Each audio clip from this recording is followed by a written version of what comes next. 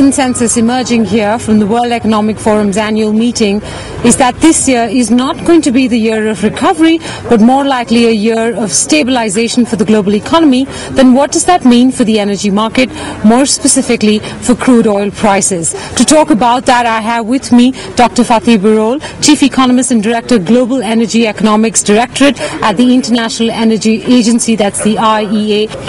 So we've seen, given that the OPEC controls pricing to a large extent, that there has been considerable opposition amongst many OPEC member nations against Saudi Arabia pumping extra or surplus oil over the course of the last several months.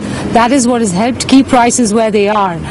What do you expect will be the stance of the OPEC this year, and hence how will it impact the ability of Saudi to continue pumping surplus oil and at least keep prices here, if not move them lower? Saudi Arabia is the central banker of the oil industry, and they played an extremely constructive role in order to comfort the markets in the last few years, and I expect that they will continue to play this role. I also expect to see a production growth coming from Iraq significantly, which will also further comfort the markets. We also see a growth coming from oil production in the United States as a result of the unconventional oil revolution in the United States.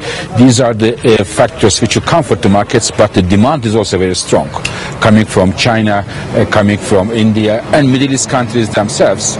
So as a result, I would think that the oil markets will be around, staying around $100, and if there are some further geopolitical tensions in Middle East, this will definitely be unwelcome news as far as the international oil prices are concerned. What is your outlook on geopolitical tensions? We've seen them persist through the course of last year, and several of those issues, for instance, whether it's in Egypt or the standoff between Israel and Palestine, or now the ongoing issue with France and Mali, they continue to, in a sense, put upward pressure on prices. How are you factoring this into that $100 range that you spoke about?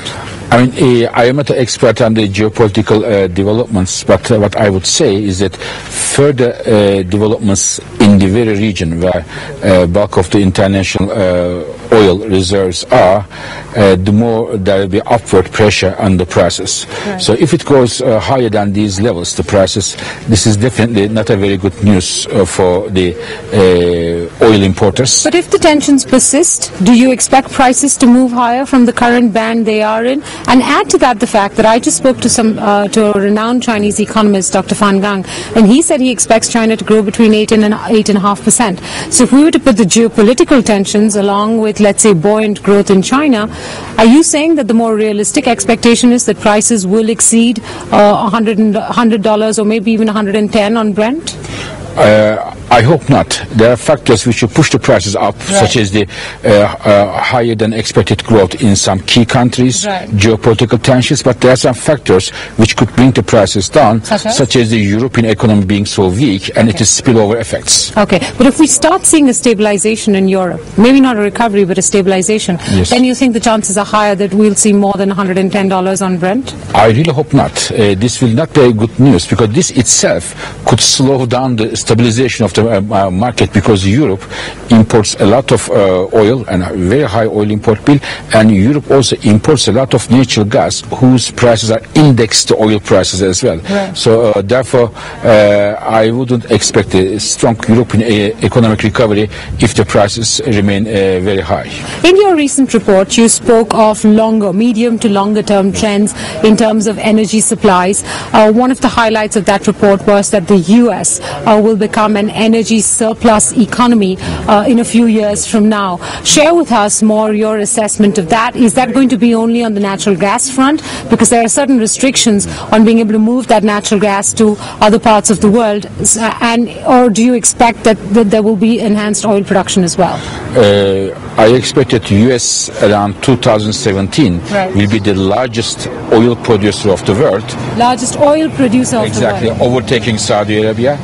And in a few years of time, around 2015, the largest natural gas producer of the world, overtaking Russia, which means within 10 years of time, United States will be the #1 oil producer of the world and #1 natural gas producer of the world, which will have major economic and geopolitical implications.